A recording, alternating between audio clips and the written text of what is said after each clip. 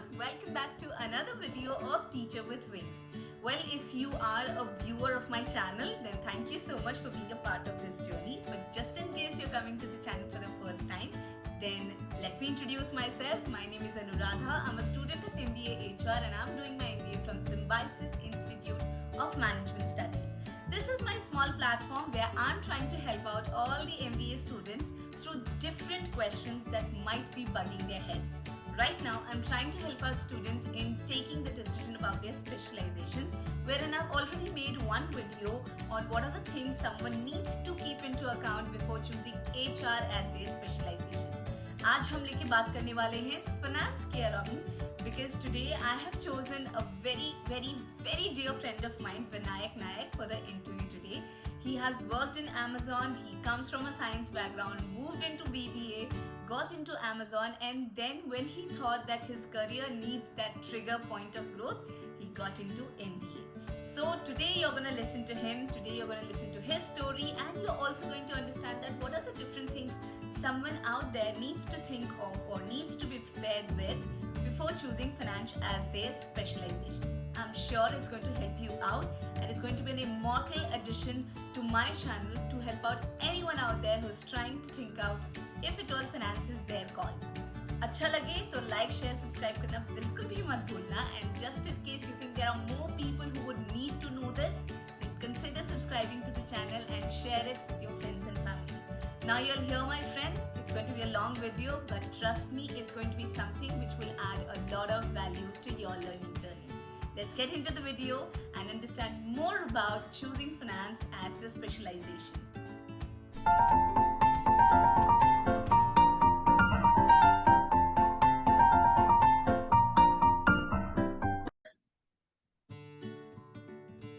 So hi everyone, just as I told you that I will be helping you out in deciding your specialization, and the reason why I am trying to bring in more and more people on board is I just want the people around me to share their experience and what went through their head when they were deciding their specialization, because trust me, the most important decision out of many more that you will be making in your MBA journey, one would be choosing your specialization. In the beginning it can be a little intimidating, but yes, a little bit of help is definitely going to help you.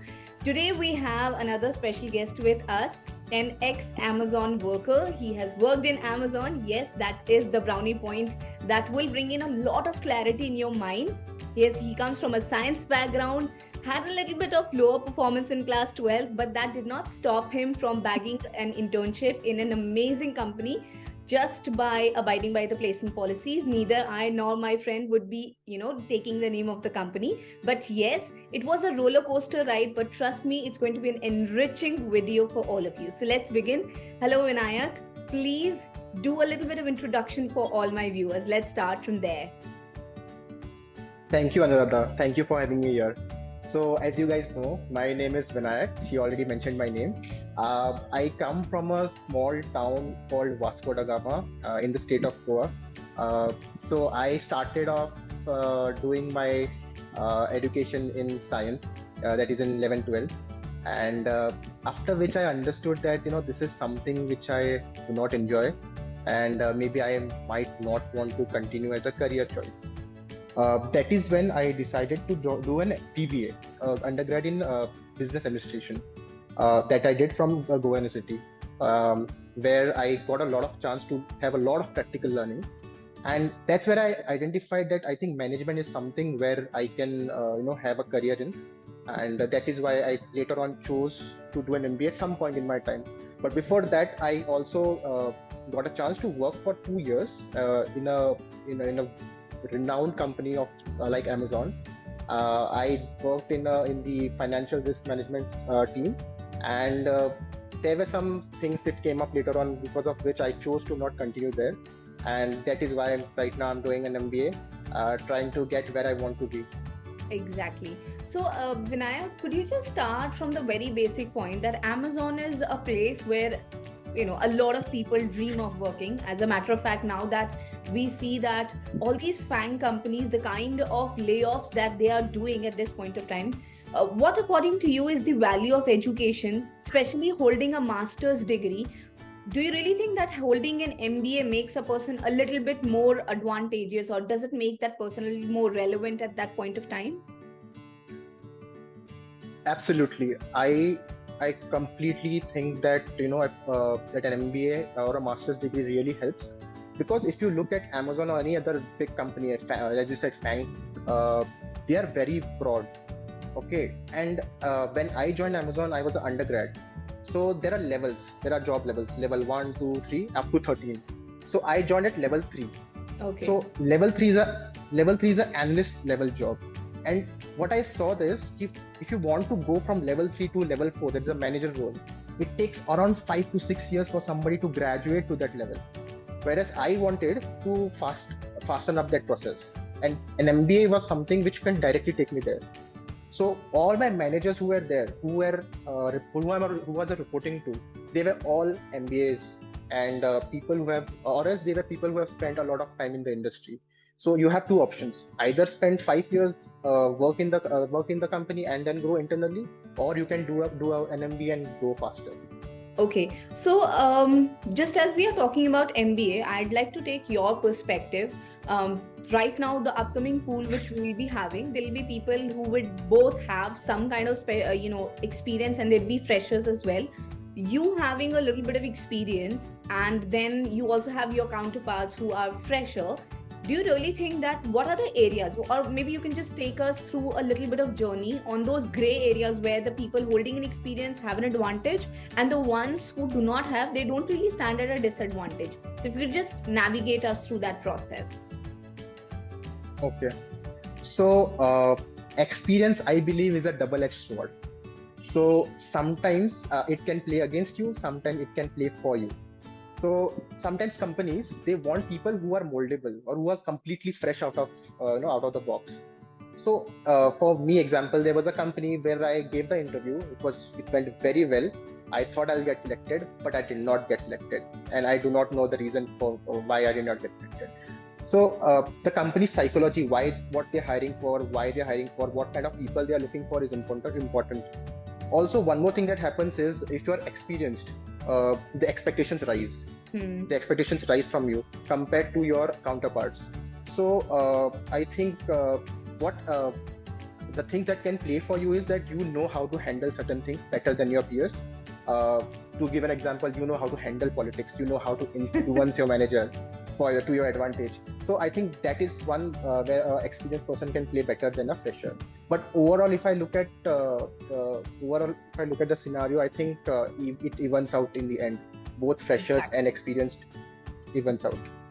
So exactly, I want my viewers to get this thing. I just want to share with all my viewers that when Vinayak is talking, so Vinayak, not that just because he's my friend and he just agreed to give this interview or anything, but I'm really telling you, he is one among those people to whom, whenever there would be a company that would come, and when the selection result would come, and if his name would not be there, it would be something that everybody will feel, because then you have some people who are really skilled, and if somebody of that level doesn't get into, that's where you understand that sometimes having your experience takes you aback. But again, just as I said, that I cannot take the name of the company, but the company where he finally got his internship, and I'm really hoping forward and looking forward to you getting a PPO as well.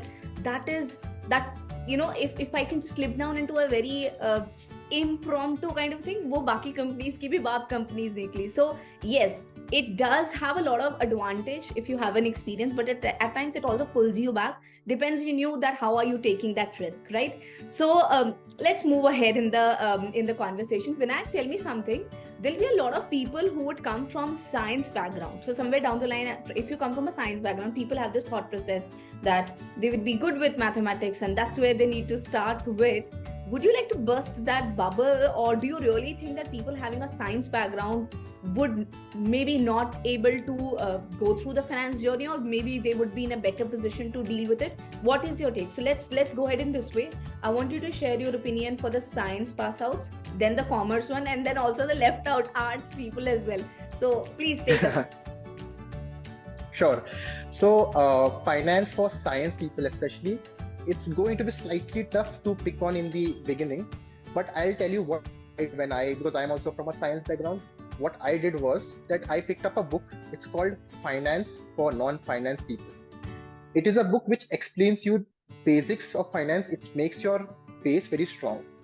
So you cannot come to an MBA class, MBA finance class, and expect that you'll become an expert or become fluent in finance. You have to build a base for it. And I think reading is very important, and self-reading, self-learning is important for anyone who's coming from a science background. Now, coming to a second question about the maths part, yes, they do have an advantage here because there are certain aspects of finance where you require a lot of number crunching. And I think engineers are better suited for particular quality. However, what in the end prevails is logic. If you are someone who can apply logic and you can understand the concept, if you have conceptual clarity, I think you will do really well. And in my class right now, more than 50% are from non-finance background, and all of them are doing really well. Exactly. And we have one of the best faculties in finance here at SIMS. Exactly. So that is something even I would vouch for. So I would say that finance would be something with which you need to make a friendship. Whether you wish to or you don't wish to, that's a different story, because you're going to have your first semester having finance subjects, and at the same point of time your second semester as well. So it's not that you will be taken totally off the chart when it comes to finance. You have to have that friendship. Talking with the faculty, I can assure you, irrespective of which particular domain you come from, you will have your best and the sweetest one from this particular domain, with all due respect to even the other specializations. But finance faculties, yes, you will definitely have that thing. Okay, Vinayak, could you just tell me something that, so a lot of CAs also, they break their journey at some or the other point of time and then they get into the MBA. So there is this, again, navigation from BCom to CA and then again back to MBA. Do you really think that when people are leaving the CA portion and then they are getting into MBA, that helps them more? Or do you really think that people any which ways make that ground of similarity or equality in the journey?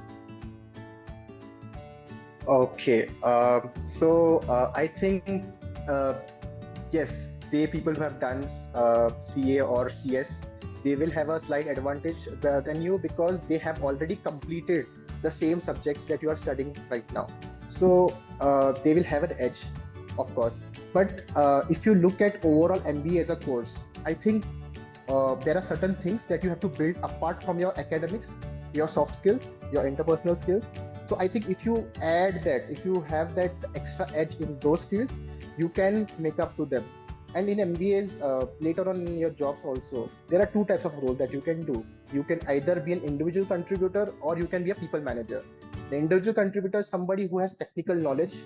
These type of people who have this knowledge can work in this field. Let's say you are an MBA with very good interpersonal skills, managing skills. You can become a people manager. So I think, again, in the end, it evens out. It doesn't matter.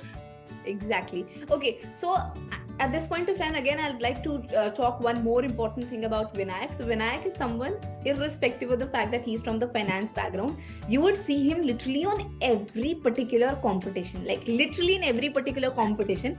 And there would be points like when we look at each other, you're like, yaar, ye to chhod deta. He would say that to me, yaar, ye to chhod deti. So that's where I'll again bring in this another important question, that academics are fine. Even if somebody is not trained enough, that person is going to go through that fair share of hardship or learning or whatever. What relevance do these co-curricular activities have? Because to be very honest, I get a lot of questions saying that is so-and-so college better than this and so-and-so college, a little lower than this. And to that, I only have one question, that SIMS is one college which has had the FANG companies, and at the same point of time, it has very normal companies as well. It depends on you, where do you actually land your job. So it's not the college which takes the onus of it, it's you who take the onus. So tell me something, how relevant do you think are these co-curricular activities to actually shape up your overall personality? They are very, very important, I think. More important, sometimes more than your academics. So they do two things. So one thing, first thing that they do is they reinforce your learnings from the class into practical world. Second, they do is they build that competitive spirit in you. And thirdly, it also gets you a lot of money if you win. So I think, competitions helps a lot. And when you go for competitions, you interact with students from other colleges, so you build a network for yourself. Recently I went to a event in one of the good colleges, and there I made connections in the top 10 institutes, MBA institutes of India. I had connections with them. So yes, competitions helps a lot, and they improve you as a person, your interpersonal skills as well as technical skills. Exactly. So, Vinayak, tell me something again. So, once people get into the MBA world properly, now that again, I'd like to add this over here for even my viewers. So, we have a proper, legit, like proper course. Wherein you're scored on the basis of how many competitions you have participated in, whether you have won the competitions or not. So it, even if you don't want to take part in competitions, at one point you will become bound to take it, else you'll get a zero in that, right? So just exactly over here, I did ask this question to some of my in my previous video I talked about gender advantage. So my previous video was for the HR students, right? So maybe somewhere down the line people have this perception that the females are more dominant, so they have a gender advantage. In finance, I don't know why and how the number actually changes, the more male going for the finance sector as compared to the female. Tell me something, do you really think that when the companies are coming, so since you have been accepted by a company and rejected as well, do you really think that gender played a role? Was it a very prominent role, or was it like just a slight role which just showed up? What's your take on that? I cannot say for certain that gender played a role in my rejection, but yes, they all companies have this gender diversity criteria in their interviews, in their job process, wherein they have to have certain number of females in the. Your second question about the finance is more male dominated. I think the times are changing, and more women are getting into finance roles. Just to give an example, my current internship company, the one which I've got into, my reporting manager is a lady, and also the India head who came to recruit us was also a lady. So a lady is heading a finance company, a finance division in India.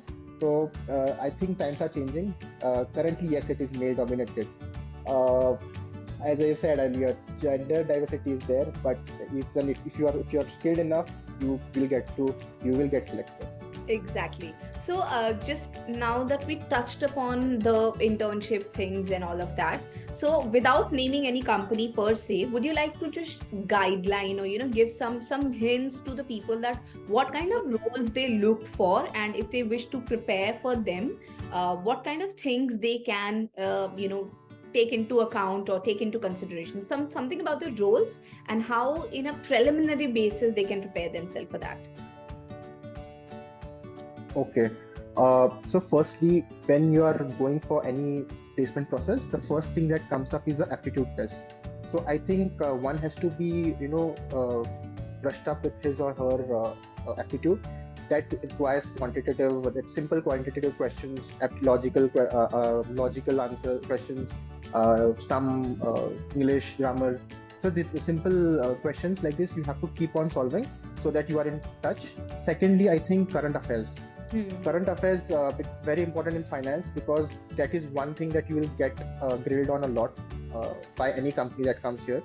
Also, I think the next thing that you should do is to do a lot of debates, a lot of group discussions, because that is also going to be one part of the process. In most of the companies, they have group discussions. So the more you do, the more you will become better at it. Coming to interviews, I think interviews, again, you have to practice give a lot of mock interviews. The more, as I said, competitions, why do they help? They help here. They help you be cool, calm. They help you think on your feet. If you get asked some a random question which nobody asks normally in interviews, you are ready to answer it. So all these things help overall. And also, apart from that, technical things that you have to learn is be good in your subjects. For finance, accounting is one very important subject. You always get asked about the 3 golden rules of accounting. That is a must in all the interviews. rules of accounting, what particular which side of the balance sheet does a particular item come in. So these basic questions, technical is not normally advanced level; it's very basic level. So if somebody just prepares on these lines, I think he'll be good to go. Okay, and just so what kind of roles they come into? So this is how where you just gave the viewers a brief of how they can prepare. But if I ask you about some kind of roles, again, without naming any one brand per se, but in general, what kind of roles the companies are ready to offer at this point of time? So generally, when an MBA goes into the workforce, the first role most companies that are offering it I have seen is analyst role. So Okay. financial analyst is one. Financial analyst is one role that most investment banks are giving, and some private equity firms are giving. Now, if you go into the banking sector, retail banking, then most of the roles are relationship manager kind of roles or credit officer kind of roles. So these roles vary based on the industry that you get into. Finance is very wide. There is also insurance here. So if you look at the insurance sector, you might get into an advisor role, or if you might get into a analyst role again in research role, where you have to research about products. So yeah, these are all the roles that you get offered. Initially, it is normally most, like at least 85% of the jobs, I think it is analyst roles. Okay, so Vinayak, like now that we have almost covered a lot of things, the background, the relevance of different backgrounds and all of that. So let me just take you forward and let me ask you something like which a lot of people would be thinking, and somewhere down the line I have always had this thought: is finance a daunting field? Should someone take it just because you feel you should be taking it, or would you recommend that some kind of prior base background readiness is required? Is it something which you can just glide through just in the name of liking or fondness, or do you really think that it does require a background without which you might just fall at some point? I think you require passion for that subject. You might glide through the academic part of it, but in the long run, you will just burn yourself out. Exactly. So finance is infamous for long hours of work. You might sometimes spend 14-15 hours working in a day. So if you're ready to go through such a grind, I think then that is one thing you should consider. Also, finance is something which is very wide. So you might not get the best role or the best industry to work in initially. But if you are quick to choose and identify and choose your true calling, I think it's gonna go good. But yes, you have to decide if you want to have a career in finance, because it's not for everyone. Exactly. Okay, so my viewers are going to be extremely excited the moment I pop up this question, that Vinayak was someone who got this entire education loan approved, wherein he did go through a lot of processes. So Vinayak, I do get a lot of questions where students ask for the education loan. To be very honest, my father was never a fan of taking education loan. He just discarded the idea. The moment I would say that let's take a loan and let's go ahead, he would say no. Why do you think that a lot of parents, they have this kind of constraint? And I would also want you to brief a little about the kind of advantages an education loan has post your journey begins. But for most of the defense parents, I've seen most of them would be like, nahi, koi zarurat. I don't know why they take it on them that taking a loan is equal to your incapability of paying the fees. Why do you think? What in your opinion is a better ideal mix? Should someone go without taking a loan, paying the whole money? Someone should go for that 7.5, which is without collateral, or someone should take the whole money as loan? So just shed some light on these three combinations and what is the best according to you. Okay. So firstly, parents don't allow us to take a loan. It's because of our culture, the Indian culture that we have, wherein parents feel that it is their responsibility to educate a child right from childhood up to their post-graduation level. Now, if you look at the West, there after you turn 18, you have to take care of your own self, right? So India is not like that. We are more closely knit as a family, so we have this culture over here. Coming to the second question about how the process is and how can one get a loan.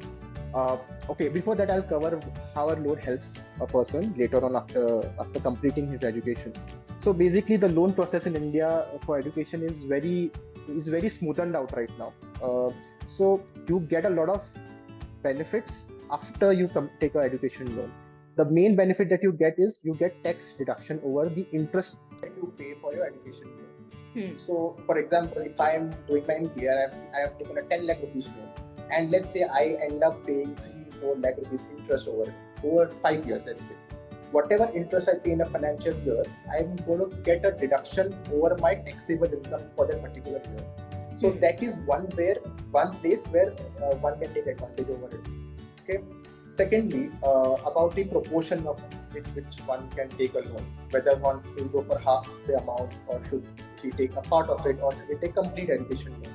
So what banks normally have is, banks have a list of institutions. They have created rankings for it. So you will have a list A institutes, which consist of IIMs, top IIMs, IITs, then Symbiosis top college institutes. Then you have list B and list C and so forth. So banks have classified levels for this. So if your college is in the A level, you can get 100% loan, whatever the amount is, and you don't have to give any collateral for it.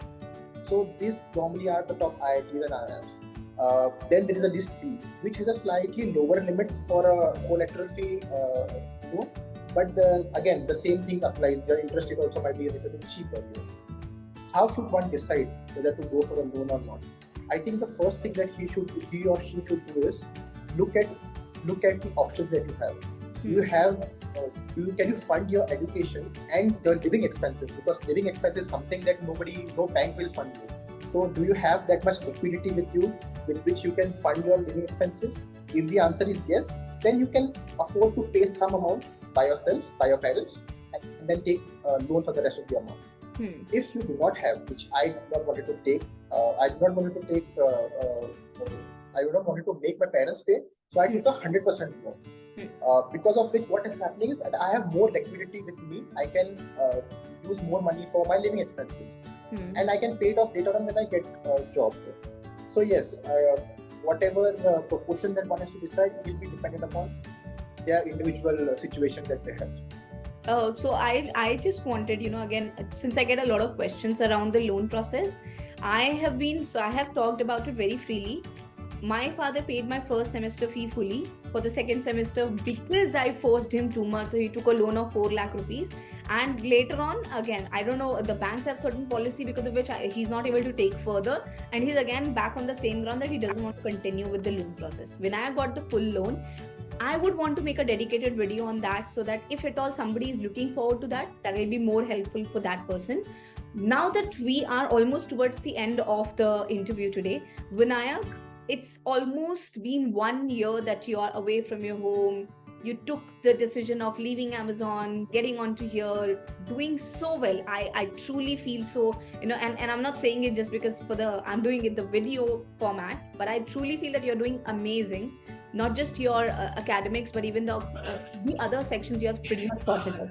Would you like to just tell 3 learnings at the end of this 1 year, which might just motivate someone out there who might have kept the MBA decision on hold at this point of time, that they should start? 3 golden things that you just got along the way in this 1 year. Yes. Okay. Firstly, I would say there's no right time for it. Okay, do it as soon as possible. The moment you feel that you are lagging somewhere behind, your peers are going ahead and you're facing slow career growth, go for it. You feel anything is required, do it. So that is my first learning. Don't spend a lot of time thinking and sitting over it. Second learning, I would say, is have a balance over things. Do everything while you are in the college. Don't just be a party animal. Don't be an extreme at the extreme ends. Be someone who is in the middle. Do a bit of studies also. Go out, enjoy, party also. Do extracurriculars. Participate in cultural activities. So take part in clubs and cells. All of this is important because it builds you as a person overall. And lastly, I think enjoy the process. I think the biggest learning that I would say is enjoy the process. There will be rejections, there will be disappointments along the way, don't carry the negativity to the next good thing that comes to you. Learn to leave leave negativity behind. Don't self-doubt, I would say. Never self-doubt or demean yourself. Always look at the positive side that you have. Work on your strength, I would say. Exactly. Well, that was it for today's video. Thank you so much, Vinayak. I really wanted this to happen because I know the kind of value addition that you're going to put into the video, that would be definitely a benchmark set for my upcoming videos as well. I would be leaving you from here with a promise that I am going to, if at all I get this demand from the public, since I have already got quite a lot of them, I'd want to make one dedicated video how someone can navigate through the loan process. Thank you for your learning. And guys, anyone out there who is watching, he is Vinayak. You can come to the college, you can get in touch with him on LinkedIn. I'm sure he's going to help you out with a lot of things. And if you're someone who is still thinking, trust me, he decided to do his MBA in his early 20s. I am doing it in my later 20s. But at the end of both the verticals, we are the same people. We would say hi in the classes. We would say hi in the competitions. We both walk out with prizes, and we both try to walk out as happy as we could be. So thank you so much, Vinayak. Thank you for your time. With this, I'll end. Please ask my audience to do a little bit. Let me do a little bit of channel promotion as well. Ask them to like, share, and subscribe. So Yeah, first of all, thank you, Anuradha-ji, for having me here. It's a great honor to, you thought that I'm capable of answering your questions and thought I'm the best person for it. Anybody who's listening to our video, if you want to connect with me, I'll share my LinkedIn, yes. LinkedIn and my email with Anuradha-ji. She'll put it up in the comments and the description, and definitely like her video and share. She's doing really well. I also sometimes think that I should do what Anuradha is doing. She's doing really well. Even after the hectic schedule that we have, she makes time to do these videos. It's really inspiring for all of us. Thank you so much. Thank you. So that was it for today's video. I really hope you got a lot of your questions answered. If you did not, please leave them down in the comment section. I would make sure that I'll catch Vinayak one more time and I'll make him answer all your questions. Thank you so much. Bye-bye for today.